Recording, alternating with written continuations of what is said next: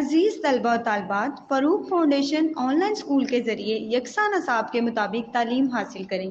अगर हमारी वीडियोस पसंद आएँ तो चैनल को सब्सक्राइब करें और दोस्तों के साथ शेयर करें और बेल आइकन को लाजमी दबाएं ताकि आइंदा आने वाली तालीमी वीडियोस आप हासिल कर सकें। अस्सलाम वालेकुम बच्चों, उम्मीद है आप सब खैरियत से होंगे। बच्चों, ऑनलाइन स्कूल से आप मुकम्मल तालीम हासिल करके बोर्ड का इम्तहान बराए जमात नहम और दहम बेहतर तौर पर पास कर सकते हैं। आप अपनी उम्र और तालीम के मुताबिक मज़ीद तालीम हासिल करें। वालिदैन से फ़ोन या कंप्यूटर पर हमारी वीडियोस के ज़रिए तालीम हासिल करने की दरख्वास्त करें। रोज़ाना 1 से 2 घंटे ऑनलाइन पढ़ाई करें और जब आप स्कूल जाएंगे तो आपको मज़ीद किसी मदद की ज़रूरत नहीं होगी। इस तरह पढ़ाई करके अपना वक्त और वालिदैन के अखराजात में बचत कर सकते हैं। ऑनलाइन स्कूल की कोई फ़ीस नहीं है। आप जूम पर भी क्लासेस का फ़ायदा उठा सकेंगे। हर मजमून की मुकम्मल तालीमी वीडियोस मौजूद हैं। स्टूडेंट्स कैसे हैं आप लोग। मैं हूँ आपकी टीचर मिस तस्नीम कौसर। जैसा कि बच्चों आपको पता है कि हम छठी क्लास की उर्दू की किताब पढ़ रहे हैं। कैसे हैं आप लोग। उम्मीद करती हूँ सब खैरियत से होंगे। अल्लाह आप सबको अपनी खैर वफ़ियत में रखे।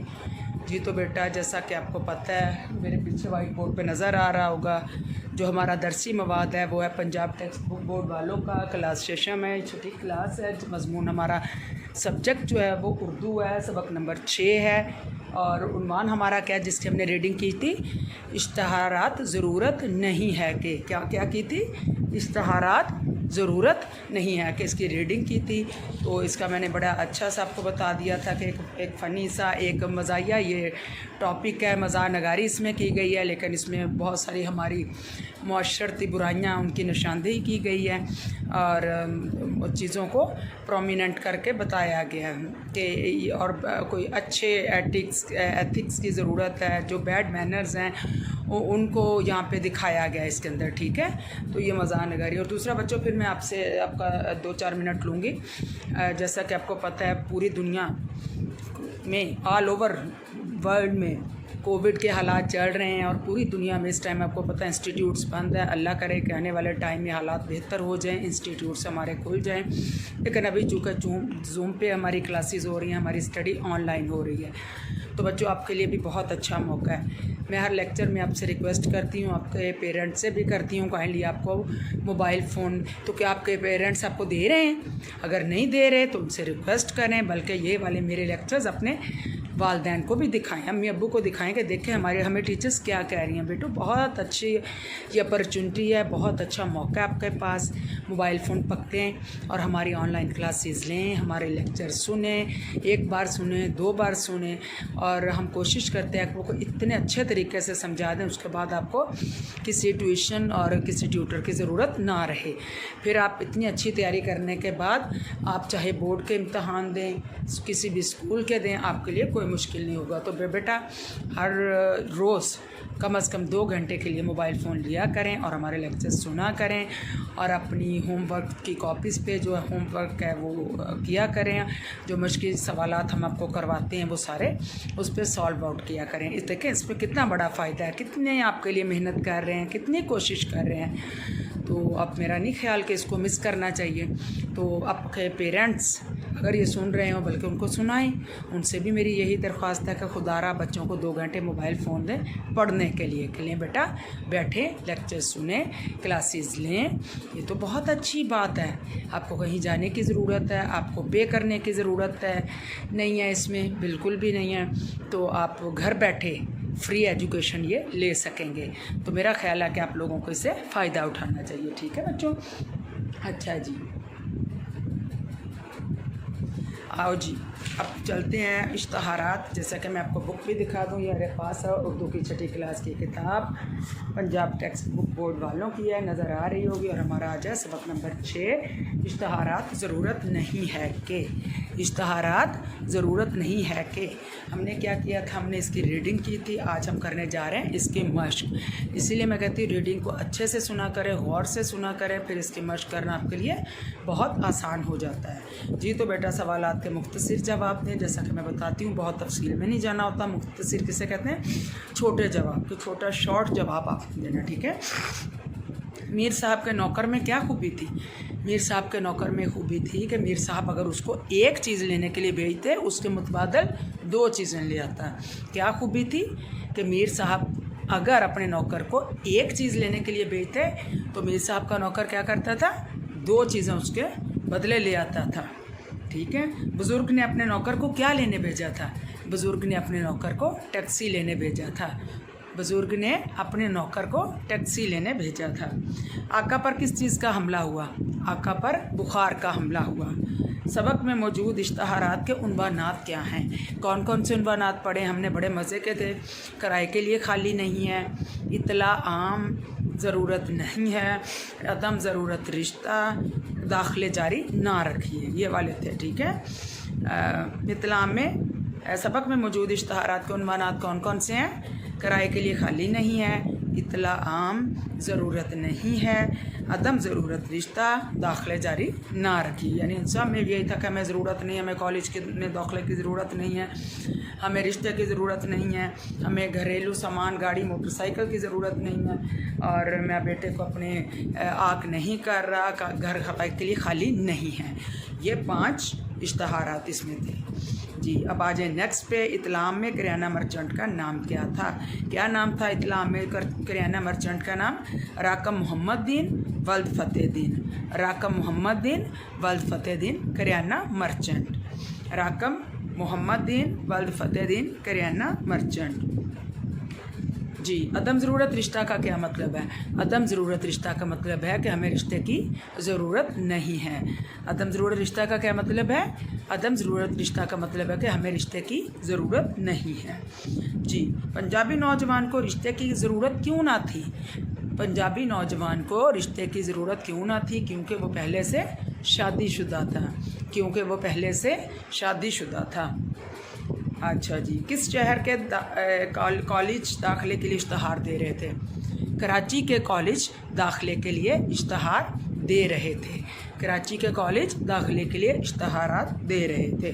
तो ये हो गए बच्चों हमारे सवालात के मुख्तसर जवाबात। समझ आ गई है ना? अब मेरा नहीं ख्याल इसमें कोई मुश्किल पेश आनी चाहिए। मैं आपको इसलिए एक नहीं 2-3 दफ़ा मैं रिपीट करती हूँ ताकि आपके लिए आसानी हो। एक बार समझ नहीं आया, दूसरी बार आ जाए, दूसरी बार नहीं आया आपको, तीसरी बार तो आ ही जाएगा। ठीक है। आ जाए जी सवाल नंबर 2 पे। दर्ज झैल अल्फाज का तलफ़्फ़ुज़ इराब से वाज़े करें। गुसाल, ज़हमत, माजरत, हाजिक, दूरअंदेश। गुसाल किसे कहते हैं? गुस्सल देने वाले को। गाइन के ऊपर पेश, सीन के ऊपर शद, लाम के ऊपर ज़बर, गुसाल। ठीक है। गाइन के ऊपर शद, गाइन के ऊपर पेश, सीन के ऊपर शद, लाम के ऊपर ज़बर, गुसाल। ज़हमत, जे हे ज़बर, जे हे के ऊपर ज़बर, मीम ते ज़हमत। माजरत, मीम एन मा ऐन ज़बरा, मीम ऐन ज़बरा, ज़ाल रे ते ज़बर, माजरत। हाजिक, हे के ऊपर ज़बर, ज़ाल के नीचे ज़ेर और काफ के ऊपर फिर ज़बर, हाजिक। ठीक है। दूरअंदेश, दाल के ऊपर पेश और अंदेश, अलिफ नून के ऊपर ज़बर और दाल ये के नीचे ज़ेर, दूरअंदेश। ठीक हो गया। सवाल नंबर 3 पे आ जाएँ। दरअसल मुहावरात को जुमलों में इस तरह इस्तेमाल करें कि इनका मफ़हूम वाज़े हो जाए। हाथ लटकाते आना। आका का नौकर अक्सर हाथ लटकाते आ जाता। आका का नौकर क्या करता? हाथ लटकाते वापस आ जाता। पल्ले बांध लेना। अब नौकर ने आका की बात को पल्ले बांध लिया। अब नौकर ने आका की बात को पल्ले बांध दिया। ओहदा बरा होना, किसी चीज़ से अच्छी तरह नबर्द आज़मा होना। मीर साहब का नौकर हर काम से बहुत अच्छी तरह या हर फ़र्ज से बहुत अच्छी तरह ओहदा बरा होता है। ठीक है। अच्छा जी। सवाल नंबर 4। गोरकन और गुसाल क्या काम करते हैं? जैसा कि हमने पढ़ा था, गोरकन किसे कहते हैं? जो कब्र खोदते हैं। गोरकन किसे कहते हैं? कब्र खोदते हैं। और गुसाल गुसल देने वाले को कहते हैं। गोरकन कब्र खोदने वाला और गुसाल गुसल देने वाले को कहते हैं। अच्छा जी। सवाल नंबर 5 पे आ जाए। दुरुस्त जवाब की निशानदेही करें। जैसा कि हमारे पास 4 ऑप्शंस होती हैं, उसमें जो ऑप्शन हमें ठीक लगे उसको हमने क्या करना होता है? उसको टिक करना होता है। उसको क्या करना होता है? उसको टिक करना होता है। हाँ जी। तो आइए बेटा देखते हैं कौन कौन सी ऑप्शंस हैं हमारे पास और क्या है जी। एक बुज़ुर्ग किस को फरमाइश कर रहे थे? बेटे को कर रहे थे, पोते को कर रहे थे, नौकरानी को कर रहे थे या नौकर को कर रहे थे। सबक के शुरू में ही हमने पढ़ा है किसको कर रहे थे फरमाइश, किसको नसीहत कर रहे थे या डांट टपट उसकी कर रहे थे, नौकर। किसको? नौकर को टिक करते हैं जी। बे पे आ जाए। मीर साहब ने बाज़ार से क्या मंगवाया था? मीर साहब ने बाज़ार से क्या मंगवाया था? लैम्प, पंखा, बल्ब या फिर कूलर। लैम्प, पंखा, बल्ब या फिर कूलर। क्या मंगवाया था मीर साहब ने? बल्ब। क्या मंगवाया मीर साहब ने? बल्ब जी। जीम पे आ जाएं। इत्तेफाक से चंद दिन बाद आका पर किस बीमारी का हमला हुआ? नज़ले का हुआ, बुखार का हुआ, सर दर्द का हुआ या फिर खांसी का हुआ। क्या पढ़ा था हमने? आका पर किस चीज़ का हमला हुआ था? बुखार का। किस चीज़ का? बुखार का। इसको टिक कर दें बुखार को। अच्छा जी। नौकर ने कहा वैसे तो हकीम साहब बहुत काबिल हैं, माहिर हैं, लायक हैं या फिर हाजिक हैं। क्या कहा था नौकर ने? वैसे तो हकीम साहब बहुत हाजिक हैं, बहुत हाजिक हैं। हाजिक हैं को टिक कर दें, हाजिक हैं को टिक कर दें जी। आप आ जाएं लास्ट पे।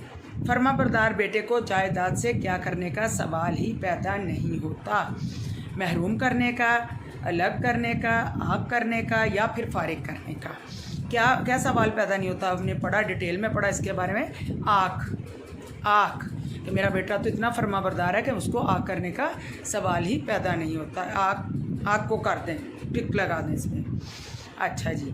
सवाल नंबर 6। इस सब से 5 इसम नकरा तलाश करके लिखें। आपको जैसा मैंने पहले भी कोई मश्क में बताया था, इसम नकरा किसे कहते हैं? आम चीज़ को। और इसम मारफा किसे कहते हैं? ख़ास चीज़ को। अब इसमें से 5 अल्फाज ढूंढने, आपको पता बहुत सिंपल चीज़ें हैं। 5 इसम नकरा हम क्या लिख सकते हैं? हम लिख सकते हैं लालटेन, बल्ब, मोमबत्ती, टैक्सी, रिक्शा। बल्ब, मोमबत्ती, टैक्सी, रिक्शा और लालटेन। ठीक है, ये इसम नकरा है। अच्छा जी। उसके बाद आ जाएं सवाल नंबर 7 पे। दर्ज झैल अल्फाज के मुतज़ाद लिखें। जैसा कि मैंने पहले भी बताया आपको, मुतज़ाद किसे कहते हैं? मुतज़ाद कहते हैं जो उलट हों। मुतज़ाद अल्फाज किसे कहते हैं? जो उलट हों। अच्छा जी। मेज़बान का क्या होगा? मेहमान। मेज़बान का क्या होगा? मेहमान। मेज़बान का मुतज़ाद क्या होगा? मेहमान। बच्चे इसको गौर से सुना करो प्लीज़। मेज़बान, मेहमान, बुज़ुर्ग, जवान। बुज़ुर्ग, जवान। उम्मीद, मायूस। उम्मीद, नाउम्मीद। उम्मीद, नाउम्मीद या मायूसी। उम्मीद, नाउम्मीद। ठीक है। दूरअंदेश, कम फहम। दूरअंदेश, कम फहम। दूरअंदेश, कम फहम जी। सवाल नंबर 8। दर्ज झैल को जुमलों में इस तरह इस्तेमाल करें कि इनकी तज़कीर व तानीस वाज़ेह हो जाए। जैसा कि आपको पता है, मुज़क्कर होता है मेल जेंडर के लिए और मुन्नस किसके लिए होता है? फीमेल जेंडर के लिए। कफ़न, कफ़न क्या है? कफ़न मुज़क्कर है। अब इसमें मुज़क्कर मुन्नस का हमने फ़र्क बताना है कि कौन सा मुज़क्कर है, कौन सा मुन्नस है। कफ़न क्या है? कफ़न मुज़क्कर। कफ़न क्या है? कफ़न मुज़क्कर है। चिमनी, चिमनी क्या है? मुन्नस है। चिमनी मुन्नस है। डिग्री, डिग्री भी मुन्नस है। कहते हैं ना डिग्री ली, ये तो नहीं ना कहते कि डिग्री लिया। डिग्री ली मुन्नस है। अच्छा। हमला, हमला हुआ। हमला मुज़क्कर है। हमला मुज़क्कर है। लस्सी, लस्सी मुन्नस है। लस्सी मुन्नस है। अब आपने आपने पता क्या करना है? आपने अपनी कॉपीज़ पे इनको राइट डाउन करना है और साथ साथ आपने यूँ करके उस पर एक लाइन लगा लिया करें। जब आपने इनमें डिफरेंस, इनका फ़र्क लिखना है, बताना है कौन सा मुज़क्कर, एक साइड पे लिखें मुज़क्कर, दूसरी पे लिखें मुन्नस। फिर आपने इन लफ्ज़ों को मुज़क्कर जो है मुज़क्कर वाले पोर्शन में लिखते जाना और मुन्नस को दूसरे में लिखते जाना है। कफ़न क्या है? मुज़क्कर है। चिमनी मुन्नस है। डिग्री मुन्नस है। हमला मुज़क्कर है। लस्सी मुन्नस है। ठीक हो गया। सवाल नंबर 9 पे आ जाएं। दर्ज झैल वाहद की जमा और जमा के वाहद लिखें। वाहद कहते हैं एक चीज़ को, जमा कहते हैं एक, दो या दो से ज़्यादा चीज़ों को। तो अब आपने बताना है कि कौन जो वाहिद है ना, उनकी हमने जमा लिखनी है और जमा की क्या करना है? वाहिद लिखनी है। ये भी ऐसे करते हैं, यूँ करके लाइन लगा लेते हैं एक साइड पे, फिर आप उनका डिफरेंस लिखते जाएं। सॉरी। अच्छा। इसमें है पहला जो है वक्त। वक्त क्या है? वक्त वाहिद है। इसकी जमा क्या आएगी? औकात। वक्त औकात। अच्छा, अहबाब क्या है? अहबाब जमा है, अहबाब जमा है और इसका वाहद क्या आएगा? हबीब। अहबाब हबीब। इतला क्या है? इतला वाहिद है। इतला क्या है? इतला वाहिद है। इसकी जमा क्या होगा? इतलाआत। इतलाआत वो जमा होगी। उसके बाद है आदाब। आदाब जमा है और इसकी वाहद क्या होगी? अदब। आदाब क्या है? आदाब जमा है और इसका वाहद क्या लिखना है? अदब। ठीक है। इश्तहार। इश्तहार क्या है? इश्तहार भी वाहद है। इश्तहार की जमा हम क्या लिखेंगे? इश्तहारात। इश्तहार की जमा क्या होगी? इश्तहारात। ये हो गया सवाल नंबर 9। ठीक है। अच्छा जी, सवाल नंबर 10। दर्ज झैल अल्फाज को हरूफ तहज्जी के लिहाज से तरतीब दें और उनके मानी लुगत से तलाश करके लिखें। फहमाइश। फहमाइश नसीहत। ये भी अल्फाज और मानी, एक साइड पे अल्फाज अपने कॉपी पे लिखने हैं, दूसरी साइड पे उसके सामने मानी लिखने हैं। फहमाइश नसीहत। दोशीज़ा जवान। दोशीज़ा जवान। गामड़। गामड़ अनाड़ी बेवकूफ़। गामड़ बेवकूफ़। ठीक है। ओबाश बदमाश। ओबाश। ओबाश का मानी क्या होगा? बदमाश। ठीक है। उसके बाद आ जाए सवाल नंबर 11 पे। कॉलम अलिफ और कॉलम बे, जैसा कि हमेशा मैं आपको दिखाती हूँ, ये भी देख लें। ये एक साइड कॉलम अलिफ में कुछ अल्फाज हैं और कुछ हैं कॉलम बे में। जो कॉलम अलिफ में है ना, उनको हमने बे वाले कॉलम बे में जिसके साथ मैच करे उनके साथ इनको अटैच करते जाना है।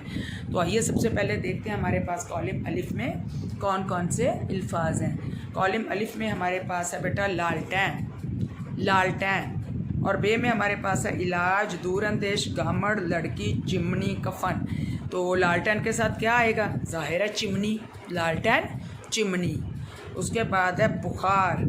बुखार का क्या आएगा? इलाज। बुखार इलाज। दर्जी। दर्जी वो किस लिए लेके आया था?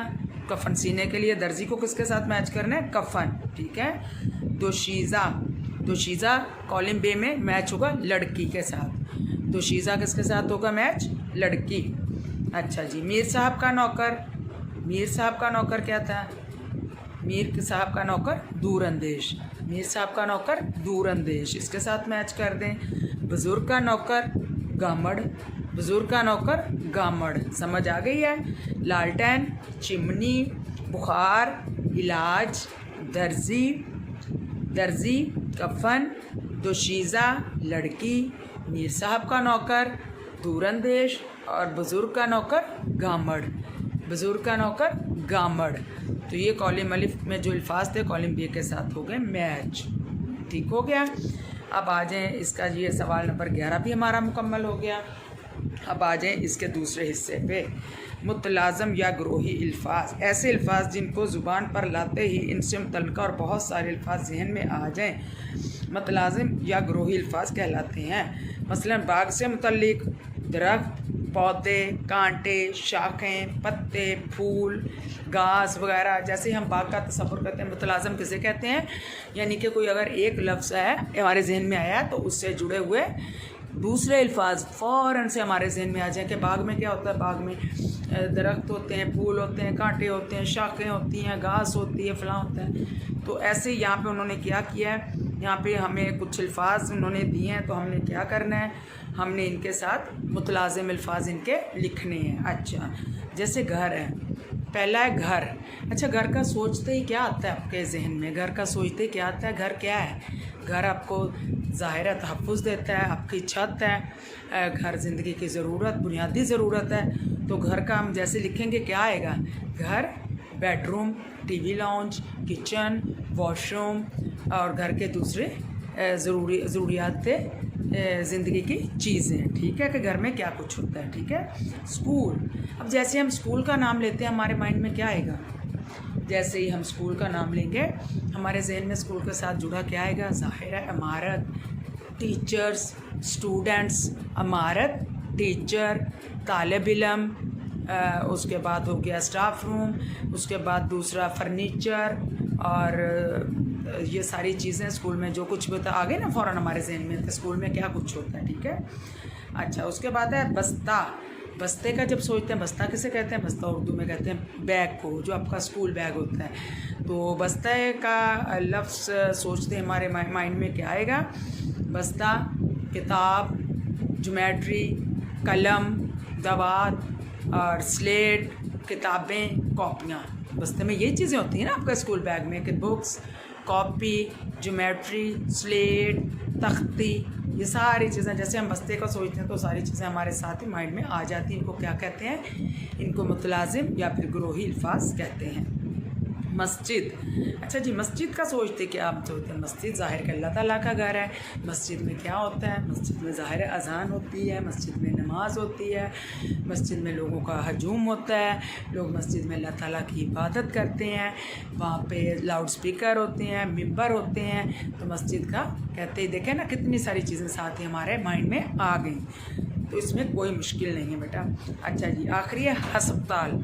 हस्पताल का सोचते ही लफ्ज़ माइंड में आते ही क्या हमारे जहन में आ जाएगा? हस्पताल, बिल्डिंग, डॉक्टर, मरीज़, दवाइयाँ और बहुत कुछ, ऑपरेशन थिएटर, वार्ड्स, कमरे। ज़ाहिरा मरीज़ों का इलाज होता है तो एक बहुत बड़ा सेटअप होता है हॉस्पिटल का, जहाँ पे मरीज़ों का इलाज किया जाता है। तो क्या आएगा? बिल्डिंग, डॉक्टर, मरीज़ और दूसरी ज़रूरियात हॉस्पिटल में इस्तेमाल होने वाली चीज़ें। जी तो बेटा ये हमारा हो गया सवाल नंबर 12 भी सवाल नंबर 11 कंप्लीट। अच्छा जी, अब आपने क्या करना है बेटा, जैसा कि हमने इसमें पढ़ा कि ये एक मज़ाहिया टॉपिक था, ठीक है, और मज़ा नगार किसे कहते हैं? जो मज़ाहिया चीज़ें लिखे, मज़ाहिया टॉपिक लिखे, उसे क्या कहते हैं? मज़ा निगार। तो आप लोग भी कोशिश किया करो। हम तो जब लताइफ़ वगैरह और लतीफ़े पढ़ते हो बहुत मज़ा आता है। हम लोग तो पढ़ते थे और एक दूसरे को सुनाते भी थे बेटा आपने क्या करना है? आपने कोई अच्छे लतीफ़े, जब ये होमवर्क करना है ना, अपनी कॉपी पे राइट डाउन करना है, आपने कोई अच्छे से लतीफ़े लिखने हैं, अच्छे से डिसेंट, बेहुदा नहीं, अच्छे डिसेंट, जो अच्छे लगें, लाइट से, सॉफ्ट से, वो आपने लतीफ़े साथ लिखने हैं, ठीक है, और अच्छे लतीफ़ों का करते हैं, ठीक है। और उसके बाद है बेटा कि बच्चों अदीब जो मज़ाहिया तहरीर लिखे उसे क्या कहते हैं? अच्छा, अगर आपसे कोई पूछता है कि अगर कोई मज़ाहिया तहरीर लिखे उसे क्या कहते हैं? मज़ा निगार। अगर कोई मज़ाहिया तहरीर लिखता है उसे क्या कहते हैं? उसे कहते हैं मज़ा निगार, यानी कि मज़ा निगारी करने वाला। तो जैसा कि मैंने आपको बताया, कुछ राइटर संजीदा टॉपिक्स पे लिखते हैं, संजीदा उन्वानात पे लिखते हैं और कुछ मज़ाहिया लिखते हैं, लेकिन उनका मकसद एक ही होता है, ठीक है। उसमें कोई ना कोई सबक मौजूद होता है, चाहे वो मज़ाहिया कहानी हो, चाहे वो संजीदा टॉपिक हो, लेकिन एट दी एंड उसमें कोई ना कोई लेसन होता है हमारे लिए। वो बग़ैर किसी लेसन के नहीं लिखते, ठीक है। उसके बाद मज़ाहिया तहरीर में गुफ्तगी पाई जाती है, अलबत्ता, जबकि तंज़िया तहरीर में तंज़ की शिद्दत की वजह से चुभन का एहसास होता है। और कुछ जो लिखने वाले हैं वो तंज़िया भी लिखते हैं, वो कहते हैं चुभन की शिद्दत का एहसास होता है, लेकिन मज़ा निगार उसको इस तरह से, इस पैराए में इस तरह से वो डाल देते हैं, उसमें तंज़ भी कर देते हैं, उसमें मज़ा भी पैदा कर देते हैं, चूँकि पढ़ने वाले को फिर वो तंज़ की शिद्दत जो है, तंज़ की चुभन की शिद्दत महसूस नहीं होती, और उनको वो तंज़ भी कर जाते हैं और मज़ा निगारी भी कर जाते हैं। टॉपिक भी मज़े का बन जाता है, लेकिन उसमें वो तंज़ की चुभन नहीं रहती, ठीक है। और मज़ाहिया अदब मुआशरे के नाहमवार पहलुओं को दिलचस्प और शगुफ्ता अंदाज़ में बयान करता है। देखा कि जो मज़ाहिया है अदब है ना, वो सिर्फ़ हल्ले गुल्ले के लिए नहीं, मस्ती के लिए नहीं, क्योंकि वो सिर्फ़ हंसी मजाक के लिए किया जाता है कि हम लोग हंस रहे हैं, खेल रहे हैं, नेवर, ऐसा नहीं होता, बल्कि उसमें भी एक लेसन होता है, उसमें भी एक सबक होता है, मुआशरे की नाहमवारियों को उसमें बयान किया जाता है। अच्छा जी, मज़ा नगार का मकसद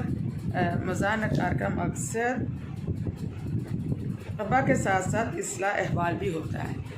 वही बात कि हमारी जो माशरती बुराइयाँ हैं, हमारी जो बुरी आदत हैं, बैड हैबिट्स हैं, उनकी इस्लाह करना और उनको बताना और फिर उनसे रुक जाना कि किस तरह हमारी ये आदतें गलत हैं, इनको ख़त्म करना चाहिए, ये नहीं होनी चाहिए। वो क्या करते हैं, वो मज़ाहिया अंदाज में सारा कर देते हैं। तो समझ आ गई इसकी। बड़ा अच्छा चैप्टर था, बहुत मज़े का था। फिर मैं आपको दिखा देती हूँ मेरे पास, जैसा कि उर्दू की छठी की किताब जो कि पंजाब टेक्स्ट बुक बोर्ड वालों की है। आज हमने इसका सबक नंबर 6 भी कंप्लीट किया है। पहले हमने इसकी रीडिंग की है, उसके बाद हमने क्या किया, उसके बाद हमने इसकी अब ये जो एक्सरसाइज की है इसकी मश्क की है। अब आप लोगों ने क्या करना है, अपने होमवर्क की कॉपी लेनी है और उस पर इसको राइट डाउन करना है, इसको लिखना है। क्योंकि मैं हर चैप्टर के एंड में बताती हूँ कि आपका काम हम बाकायदा मंगवाएंगे और उसको चेक करेंगे और उसके आपको मार्क्स मिलेंगे। फिर उसके बाद आपको एग्ज़ाम्स में भी उनके अच्छे मार्क्स मिलेंगे। सो इनको पढ़ के पहले इसकी अच्छी सी रीडिंग करें। रीडिंग करने के बाद आप इसकी मश्क पे जाएं और इस मश्क को बहुत अच्छी तरह से समझ के करें और आप अपनी कॉपी पे लिखनी है। समझ आ गई। इश्तहारात ज़रूरत नहीं है कि वो बुज़ुर्ग होते हैं जो अपने नौकर को तनबीह कर रहे होते हैं कि तुम तो बिल्कुल बेवकूफ़ हो, मीर साहब का नौकर है, वो उसको एक चीज़ लेने के लिए भेजते हैं लेकिन उसके मुतबादिल उसके बदले 2 चीज़ें ले आता है। अब वो क्या करता है, जो नौकर होता है वो उनकी बात को पल्ले बांध लेता है कि आइंदा मैं ऐसी गलती दोबारा नहीं करूँगा। सो जब वो बुज़ुर्ग बीमार होते हैं तो वो कहते हैं कि जाओ मेरे लिए हकीम लेके आओ। हकीम लेने जाता है तो साथ ही वो क्या करता है, वो साल गुसल देने वाले को ले आता है, कब्र खोदने वाले को ले आता है, दर्जी को ले आता है कफन सीने के लिए। तो आके कहता है कि क्या पता अब अल्लाह के कामों का, मैंने सोचा कि साथ ही सारे ले जाऊं ताकि क्या पता अल्लाह को प्यारे हो गए तो मैं मेरे पास दर्जी भी होना चाहिए, गुसल देने वाला भी और कब्र खोदने वाला भी। तो उसके बाद उन्होंने जो उसके एक और बुज़ुर्ग का जिक्र किया जो कि गली में आवाज़ लगाता है, फ्रूट बेचने वाला। अमूमन तो उससे ज़ायरा ख़रीदने के लिए बुलाते हैं, तो चूँकि यहाँ पे उन्होंने उलट करके इसको कि ज़रूरत नहीं है इसलिए हर पैराए में ज़रूरत नहीं है को मेंशन कर रहे हैं। फ्रूट वाले को बुलाते हैं, उसे बताते हैं कि जी हमें फ़्रूट नहीं लेना। तो दूसरा बंदा उनसे पूछता है कि जब आपने नहीं लेना तो उसको बुलाने की क्या ज़रूरत थी, बताने की क्या ज़रूरत थी। कहते हैं नहीं, उसको पता होना चाहिए, वो ये ना समझें कि यहाँ पे बहरे रहते हैं और इनको पता नहीं है। इनको बताना चाहिए कि हमने कोई फ्रूट नहीं लेना। फिर ऐसे वो एक जगह से गुज़रते हैं तो वहाँ पे लिखा होता है लस्सी रबड़ी दस्तयाब है, कुल्फ़ी दस्तयाब है। वो उतरते हैं, उसको जाकर कहते हैं हमें ज़रूरत नहीं है, ना हमें लस्सी पसंद है, कुल्फ़ी का ये मौसम नहीं है। फिर ऐसे ही देख लें, ये मज़ा में वो आखिर पे बता गए हैं कि हमें कोई जब शादी के लिए बुलाता है हम उसका बताना, मुतला करना मेज़बान को ज़रूरी नहीं समझते कि हम नहीं आ सकते। तो ये कहते हैं कि अगर आप नहीं जा सकते तो मेज़बान को बताएं, उसको मुतला करें। क्यों करें? ताकि उसका खाना बच जाए, उसके टाइम की बचत हो। तो ये उन्होंने एक माशरती बुराई का ज़िक्र कर दिया है और देख लो कितने मज़ाहिया अंदाज में किया है, कितने मज़ाहिया अंदाज में कर गए हैं। उसमें मज़ा भी पैदा कर गए और उसमें मतलब की बड़ी बात भी उन्होंने बता दिया पर जो एक बुराई है। फिर वो आ गए कि हमने जैसे अखबारात में इश्तहारात देखते हैं, हज़ारों की तादाद में होते हैं कि इश्तहारात ज़रूरत है कि किसी अखबार में तो नहीं ना ऐसा हुआ कि ज़रूरत नहीं है। अब इसको उन्होंने उलट करके मज़ाहिया अंदाज में बना दिया, क्या कुछ बना दिया कि जी किराए के लिए खाली नहीं है, फ़लाँ फ़लाँ घर है, किराए के लिए खाली नहीं है, ना हमें देना है ना हमारे से रब्ता किया जाए। इतलाम है जी किराना मर्चेंट इतला देना। अमूमन लोग ये लगवाते हैं कि मैं अपने बेटे को उसकी बादशाहों की सोबत में बैठने की वजह से या नाफरमाने की वजह से आग कर रहा हूँ। इसको उन्होंने उलट कर दिया कि मैं तो अपने बेटे को आग ही नहीं कर रहा। क्यों नहीं कर रहा? मेरा बेटा तो बहुत लायक है, बहुत अच्छा है। उसके बाद उन्होंने तीसरा इश्तहारात ज़रूरत नहीं है। किसकी ज़रूरत नहीं है? गाड़ी की, मोटरसाइकिल की, घरेलू सामान की कोई ज़रूरत नहीं है। अल्लाह का दिया हमारे पास सारा कुछ है। फिर आ गया दम ज़रूरत रिश्ता, हमें रिश्ता की ज़रूरत नहीं है। क्यों नहीं है? क्योंकि हमारा जो बेटा है, जो पंजाबी नौजवान है, वो शादीशुदा है और भी हमें रिश्तों की ज़रूरत नहीं है क्योंकि सब शादीशुदा हैं। और आखिरी इश्तहार इसमें था दाखिले जारी ना रखिए। कराची के कॉलेज वो कहते हैं अक्सर दाखिलों को इश्तहार दे देते हैं लेकिन हमें दाखिले की ज़रूरत नहीं है। क्यों नहीं है? इसलिए नहीं है कि हम तो पहले से हमें कर चुके हैं। तो कितना मज़े का है, कोई इसमें मुश्किल नहीं है, बहुत मज़े का है, बहुत आसान है। आपने भी इसको अच्छे से सुनना है, अच्छे से इसको पढ़ना है। पहले इसकी अच्छे से रीडिंग करनी है, उसके बाद इसके अपने मश्क जो है उसको बेटा कॉपी पे राइट डाउन करना है, कॉपी पे लिखना है। ये ऐसे इसको सुनते नहीं जाना, ऐसे सुनते नहीं जाना कि इसको रट लिया, सुन लिया और रट्टा लगा लिया। नेवर। आपने क्या करना है, आपने इसकी सारी मश्क क्या करनी है, वो अपनी कॉपी पे राइट डाउन करनी है। ठीक है, आपने इसकी सारी जो मश्क है वो कॉपी पे सॉरी राइट डाउन करनी है, पूरी मश्क इस पर सॉल्व आउट करनी है। ठीक है, मोबाइल फ़ोन रोज़ पकड़ना है और इसको लेक्चर को सुनना है, देखना है, उसके बाद अपना होमवर्क जो है वो करना है। ये मेरे पीछे आपको वाइट बोर्ड पे नज़र आ रहा होगा। मेरी पूरी कोशिश होती है कि आपको नज़र आ सके। जैसा कि मैंने बताया, दरसी मवाद हमारा कौन सा है? दरसी मवाद है हमारा पंजाब टेक्स्ट बुक बोर्ड वालों का क्लास 6 है, यानी कि 6ठी क्लास। मज़मून हमारा उर्दू है, सबक नंबर 6 है। सबक नंबर 6 है। उन्वान इश्तहारात। उन्वान जो टॉपिक है वो हमारा क्या है? इश्तहारात ज़रूरत नहीं है। ये हमने आज कंप्लीट कर लिया है। पहले हमने इसकी बड़ी अच्छी सी रीडिंग की थी, उसके बाद हमने इसके मश्क की है। तो इसके बाद इंशाअल्लाह अब नेक्स्ट जो हम करेंगे बेटा वो है, ये देखें, सबक नंबर 7 यौम दिफा। यह है सबक नंबर 7 यौम दिफा। अब इंशाअल्लाह मैं इसकी रीडिंग के साथ आऊँगी। पहले इसकी रीडिंग करेंगे, फिर हम इसकी ऐसे ही मश्क करेंगे। सबक नंबर 7 आज हमारे 6 जो हैं वो मुकम्मल हो चुके हैं। कितने मुकम्मल हो चुके हैं? सबक नंबर 6 तक हमने कंप्लीट कर लिया है। तो अब आप ऐसे अपनी रूटीन सेट कर लें, अपनी रूटीन बना लें। 2 घंटे अपने मोबाइल लेना है। अगर आपके पेरेंट्स नहीं देते तो मेरा ये वाला जो है लेक्चर उनको सुनवाएं कि देखें अम्मी अब्बू टीचर को सुने वो क्या कह रही हैं। बहुत बड़ा फ़ायदा है, बहुत बड़ी आसानी है। घर बैठे देखें, कोई आपके लिए इतनी कोशिश कर रहे हैं तो अल्लाह ताला उनको भी आसानियाँ दे जो आपके लिए इतना कुछ कर रहे हैं। ठीक है, कि आप घर बैठे, आपको कहीं जाने की ज़रूरत ना पड़े, आपको कहीं फ़ीस देने की ज़रूरत ना पड़े, फ्री ऑफ कॉस्ट आपको एजुकेशन मिल रही है। तो आप इनके लेक्चर्स को अच्छी तरीके से सुनिएगा। ठीक है, और इनको पढ़ के और उसके बाद कॉपी पर राइट डाउन करें। 2 घंटे कम से कम लेके मोबाइल, बजाय इसके कि आप गेम्स खेल रहे हैं, अपना टाइम वेस्ट कर रहे हैं। नेवर बेटा, इन पे लेक्चर्स पे आ जाएं, हमारे लेक्चर्स सुने, हमारी ऑनलाइन क्लासेस लें। ये बहुत बड़ी आसानी है आप लोगों के लिए। तो मेरी इस बात पे अमल करना है, इसको सुनना है और अपने पेरेंट्स को भी सुनाना है। और उनसे भी रिक्वेस्ट करनी है कि हमारी टीचर कह रही थी कि काइंडली आपने भी मेरी बात पे अमल करना है। मोबाइल फ़ोन लेना है और उसके बाद आपने क्या करना है, क्लासेस लेनी है और अपना सारा होमवर्क कंप्लीट करना है। ठीक है, तो बेटा दुआओं में याद रखिएगा। मेरी भी आप के लिए दिली दुआ, अल्लाह ताला आपके लिए आसानियाँ करे, आपके लिए गैब से मदद करे, अल्लाह आपको कामयाब करे, पढ़ने की तौफीक दे ताकि आने वाली ज़िंदगी आपकी आसान हो और आप अच्छे इंसान बन जाएं, बाशऊर इंसान बन जाएं। क्योंकि इल्म के बगैर इंसान और जानवर में कोई फ़र्क नहीं है। अगर कोई चीज़ इसमें फ़र्क करती है तो वो क्या है? वो इल्म है। वो क्या है? इल्म है। कहते हैं ना कि इल्म हासिल करो चाहे इसके लिए चीन जाना पड़े। इल्म बहुत ज़रूरी है और आने वाले वक्त में तो बेटा और भी ज़रूरी होगा, इसके बगैर गुजारा नहीं। सो मेरी बातों को गौर से सुनना और अपने पेरेंट्स को भी सुनाना है। मुझे भी दुआओं में याद रखिएगा। आज का हमारा सबक नंबर 6 इश्तहारात ज़रूरत नहीं है कि कंप्लीट हो गया।